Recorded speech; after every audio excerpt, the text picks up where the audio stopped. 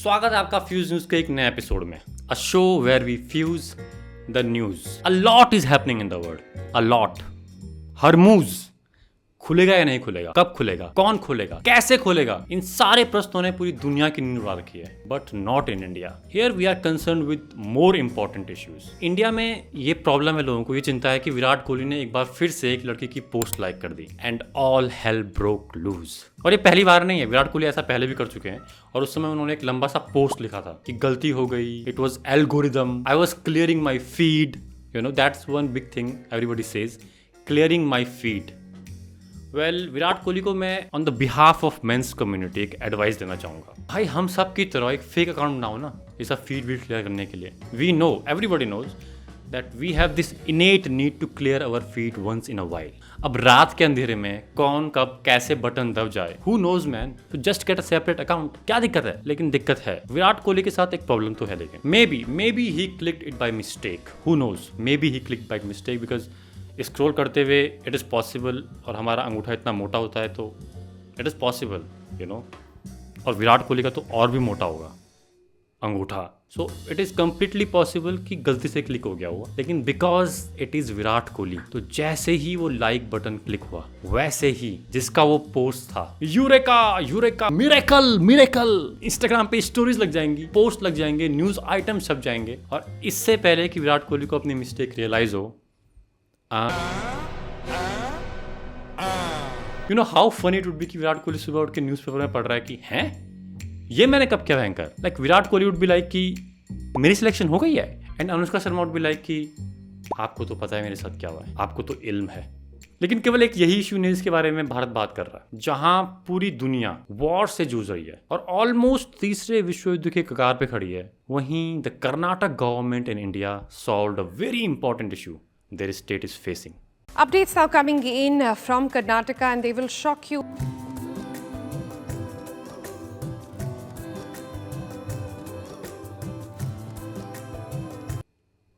Sorry. I think I have to watch this clip again. Purely for journalistic reasons, by the way. Karnataka, rare political unity has come over. This is not for any policy. This is over IPL tickets. Congress and BJP MLAs are coming together demanding VIP access to cricket matches. All right. So here is the news. Karnataka government के माननीय विधायक जी का कहना है कि they should get free IPL tickets. Free IPL tickets, not 1, not 2, but 3 free IPL tickets and maybe a separate stand in the future. वाह नेताजी वाह। I appreciate your demands. But you know, I'm certain they must have a valid reason for these very humble demands. Karnataka State Cricket Association has not providing the tickets for the MLAs, ministers and their families. See, they are taking all the facilities from the government. They're getting all the securities, everything. They're taking all the facilities from the government. But they are not respecting the MLAs. We requested our speaker to take necessary action against them and issue the ticket, minimum 5 tickets for the MLAs, and they have to make a separate sitting arrangement there. We are VIPs. We can't go in the queue and stand there. What the hell? यार ये तो सीधे मुंह पे बोल दिया यार। मतलब कोई प्रिटेंस नहीं, कोई एक्सक्यूज नहीं, कुछ ऐसा नहीं कि सरकार देख रही है, हमने प्रयास किया है, सरकार कदम उठाएगी, you know all that usual stuff. मतलब जाके सीधे जनता के मुंह पे ही पाद दिया। आई एम प्रिटी श्योर कि अगर आपको कभी पब्लिक में पादना हो, यू नो, तो यू डू 3 थिंग्स। या तो आप उठ के कहीं चले जाते हो, या आप अपनी पाद को अपनी खांसी के साथ सिंक्रोनाइज करते हो, which is a skill which takes lots of practice, actually years of practice. और इन दोनों में से अगर आप कुछ नहीं कर सकते तो यूड होप कि it's a silent fart and nobody knows about it. Nobody knows कि किसने पादा। हाँ, अगर पब्लिक में किसी को आधा पादा करना आता है then you are finished, nobody can save you. But out of all these possibility, it would never happen कि आपका पादने का मन किया और आपने किसी के मुंह में पाद दिया। But that's what our political leaders are doing. कोई pretense नहीं, कोई excuse नहीं, कोई खांसी नहीं, सीधा we are VIPs, we can't stand in the line. Pathetic. But you know, मुझे इस एक reason से कोई problem नहीं है।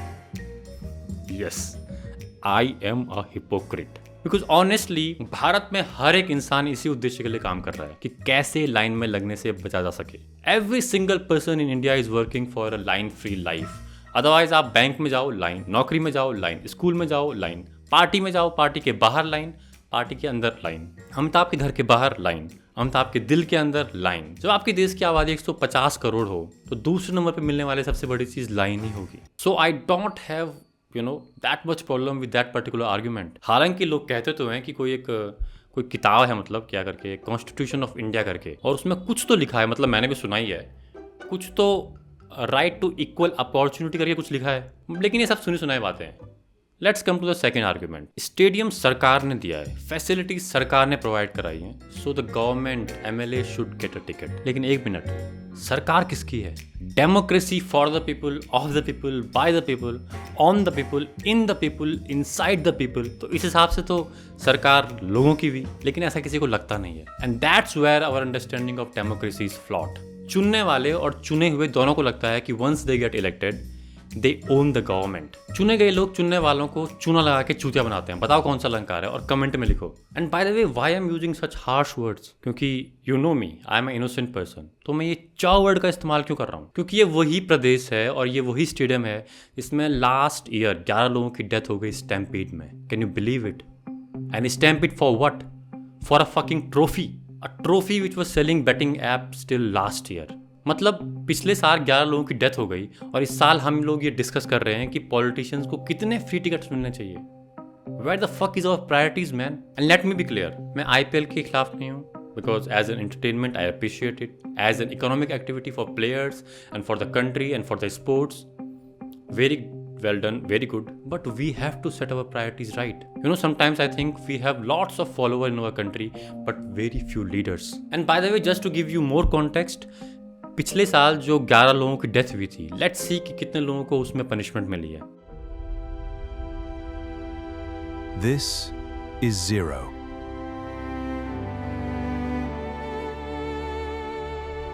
Yeah, zero, शून्य, nada. And that's not a small problem. That's a very big problem. In fact, that is the fundamental problem.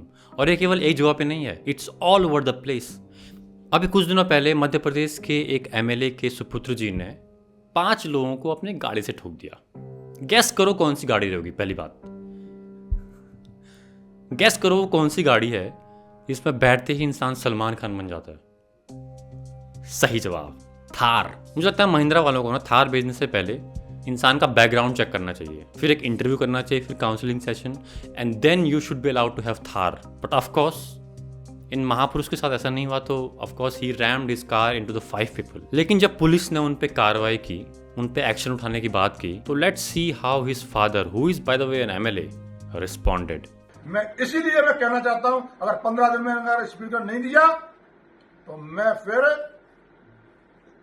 Karera SDOP के बंगले को 10,000 आदमी ले जाकर गोबर से भरवा दूंगा।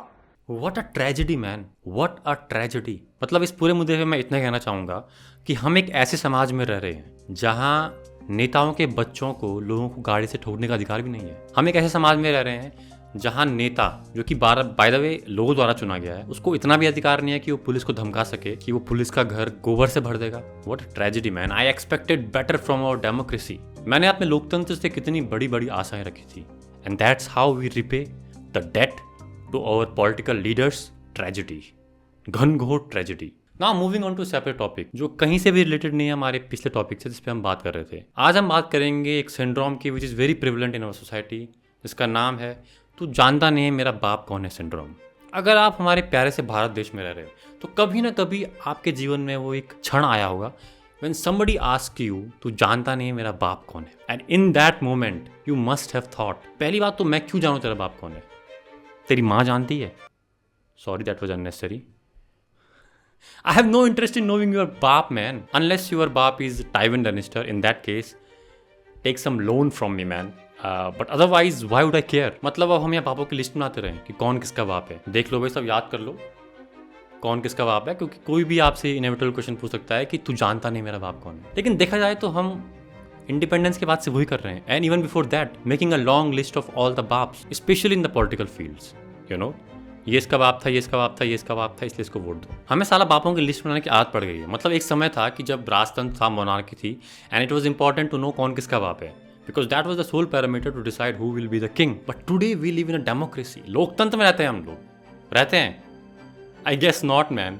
आई guess we are just practising democracy on the papers, लेकिन दिल से अभी भी हम सामंतवादी हैं. We don't rely on systems, we rely on personalities, we rely on icons. अभी तमिलनाडु में देख लो and all over India we rely on icons. और अगर आइकन क्रम्बल हो गया तो होल सिस्टम क्रम्बल्स. और भारत में तो ये बाप के दम पे उछलने की बीमारी महाभारत टाइम से चली आ रही है, और हमें पता है कि how it turned out for Duryodhana. और केवल उसी के लिए नहीं, पूरे कुरु किंगडम के लिए इट वॉज डिजास्ट्रस. और इतना पीछे ही क्यों जाना है, अभी हाल ही में बगल में नेपाल को देख लो. The whole Gen Z movement was an uprising against the same baap kaun hai syndrome. People saw VIP culture and inevitably rose against it. You know what I think? I think Bharat के लोगों की resourcefulness and their ability to get result in worst of the scenario is what is providing stability to our nation. The economic growth powered by the resilient citizen of a country is why these VIPs are not being asked these questions. You know? And also हर 5 साल में government बदल जाती है तो The Babs keeps on changing.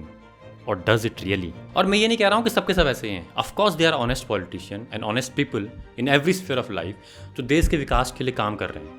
So when I am talking about बाप कौन है syndrome, I am not talking about a specific class, a person, or a group, or a community. I am talking about the general attitude of the people of India. Because come on, be honest. We don't really want to pull down this VIP culture. We would rather become VIP ourselves. Bharat का हर एक आदमी VIP बनना चाहता है. Y? ताकि कल को उसका बच्चा भी बोल सके कि तू जानता नहीं है मेरा बाप कौन है.